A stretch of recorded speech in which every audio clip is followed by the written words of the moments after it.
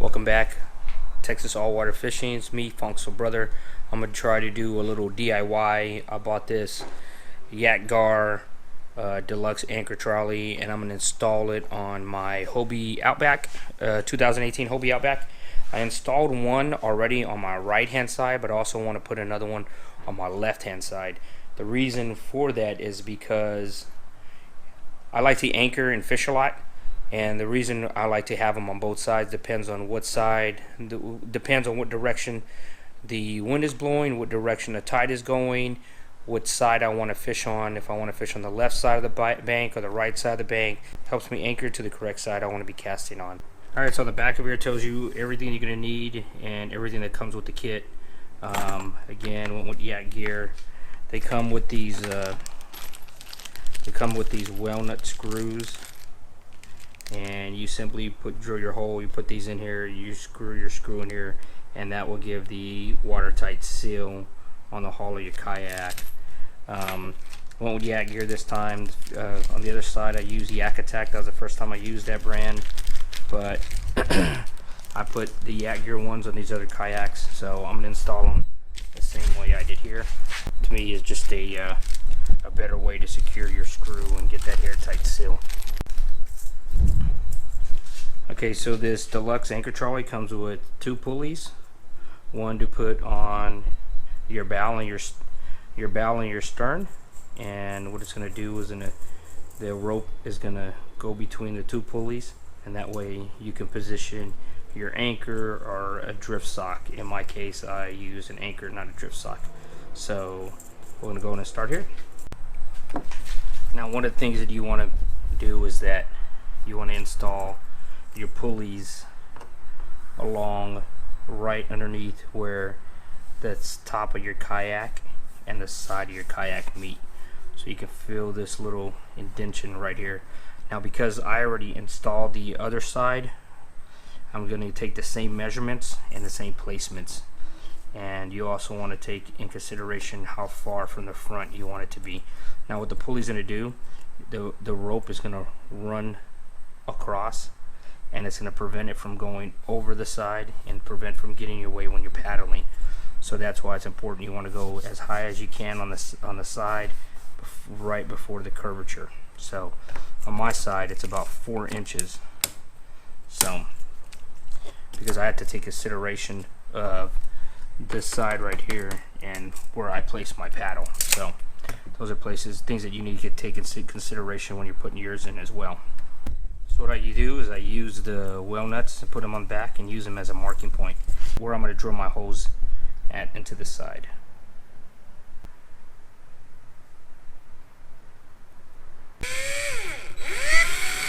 And you don't want to push too hard. You want to let the bit do the work.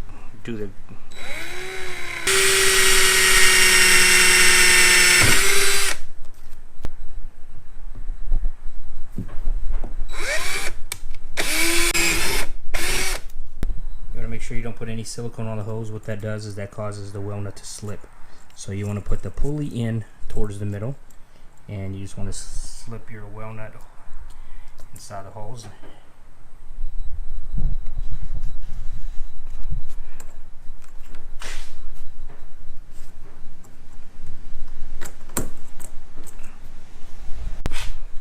So like I showed you a few minutes ago, you want to make sure you're about 12 inches from either the front or the back, the bow or the stern. Now your whale nuts are in there. You want to tighten fully, because the whale nuts are rubber, so you want to make sure they give you that watertight seal.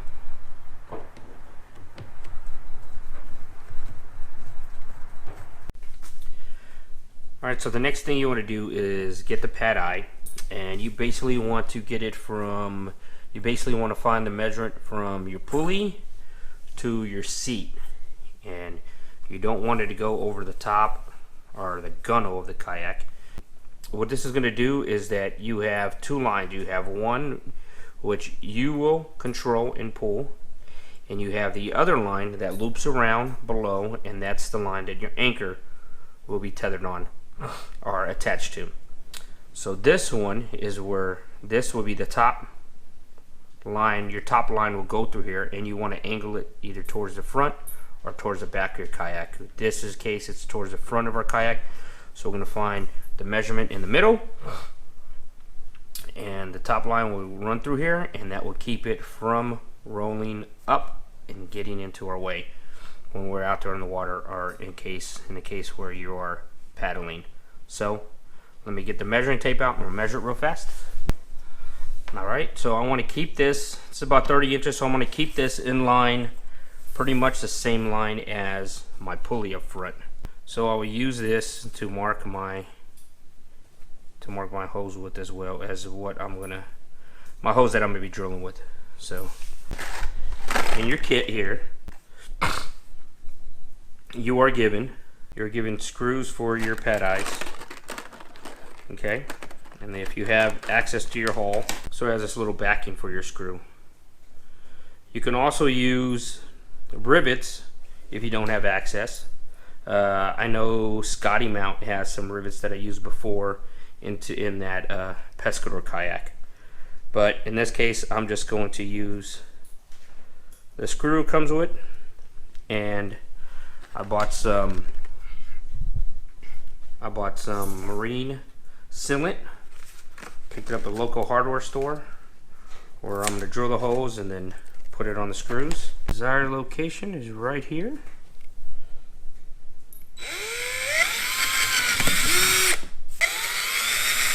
You don't need to put a crazy amount of pressure when you're drilling the holes in your kayak. You don't want to shift it or move your angle. It will just simply go in nice and smooth. I mean, it is just plastic, so a little dab would do to give that seal of the screw. Make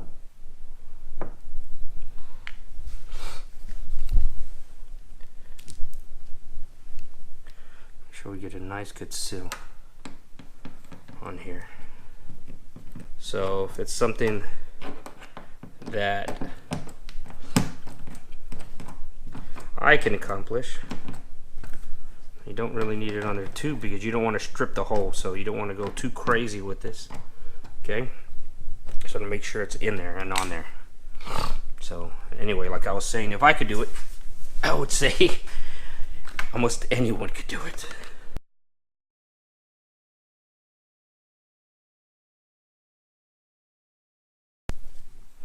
Alright, so now you're going to take your zigzag cleat and you want to place it in a position where you're able to reach it and access it easily. Because what this is going to do is, when you're pulling your line to adjust your anchor, you could run your line through here and it will lock it in place.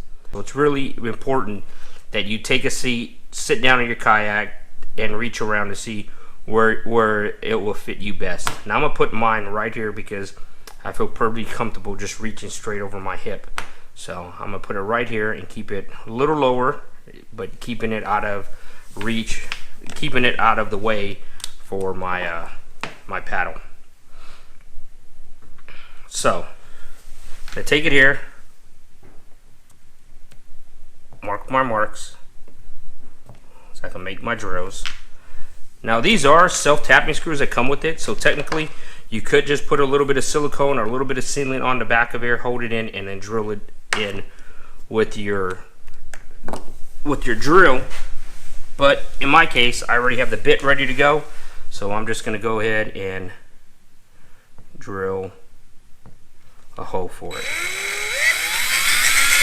And it's the same size bit, same size screws that I was using for the pad eye. So again, you want to take a little bit of sealant or silicone to seal that off for you, screwdriver. Remember, when you're screwing this in, you don't need to over tighten it. You just need to get it in there. You don't want to strip the hole you just drilled. But here we go. It's a little out of the way. I like to go a little higher than where my line's gonna run, right below it. Okay, the reason for that, I'll have a little bit of slack and then I can pull it rather than it rubbing against. But it's really not going to rub against anyway. I mean, because when you push the rope on with the water, your rope's going to get loosened anyway, so you're going to have to retighten it up. But getting a little ahead of myself, so let me move on to the next step. So you want to go through your pad eye first. Then you want to go through the top end of your pulley. So go through your pad eye first.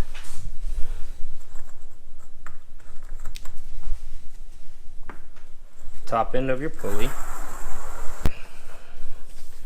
So what that's going to do is leave you with 2 ends of your line. In your kit you have an anchor tether. So pretty much what this is a pretty durable and hard plastic. Like I said, I've used this particular kit for years. I never had any of these crack or break on me. So want to pull about 12 inches of your line through, and 10 to 12 inches, and you want to tie a fisherman's knot. Just okay. Up through, over, over, over, over. 1, 2, 3, 4, 5, 6 times. Probably won't necessarily take that long, but you're gonna have a lot of rope left over, and then you just pull the taut, cinch it all the way down, and it'll leave you with this.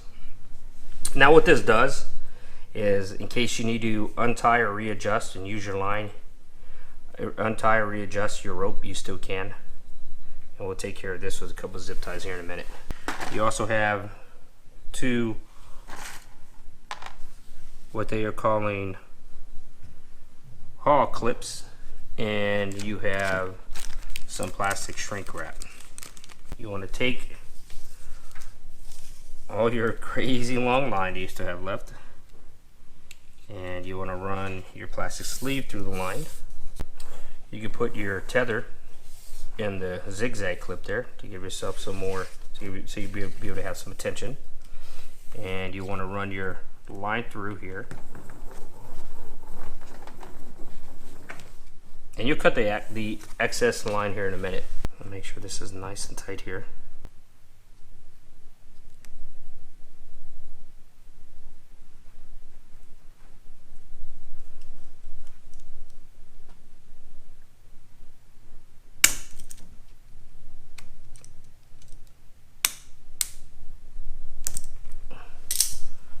All right.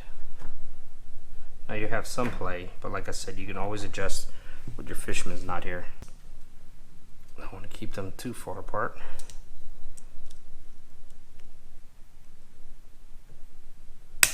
Just close down on it. You run the other end of your rope through your sleeve.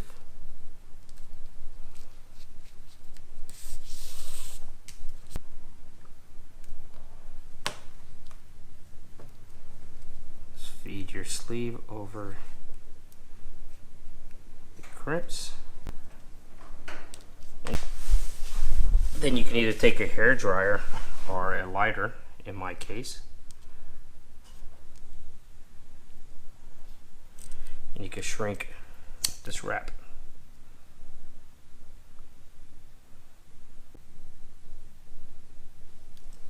Just heat it up a little, that's all it takes. Okay. Now, what I'm going to do is, to assure this, I'm going to take a knot, just out of safety and precaution. This is not part of your instructions to do on your kit, but I've never had one of these fail on me. I take a knot, make a knot simply in that line, right there.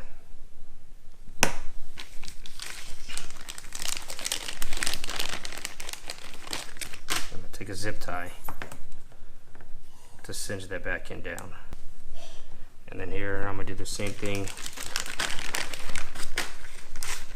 with the excess line. I'm gonna zip it in, zip it there, and zip it there. And take my scissors, the zip ties off. Take a little more off of that. And take my lighter and burn melt the little edges of that zip tie so it's not so sharp. And I'm gonna trim this little funky thing. And again, take my lighter and burn the little edge, melt the little edge of that rope. And do the same to here. Melt the little edge of that rope.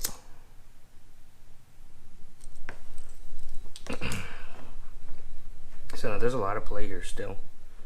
So I'll probably come back, and after I take it in the water, it's probably gonna be giving more play. So I'm gonna come back and probably redo this line and tighten it up again, or I may not. But this is simply how the anchor system works.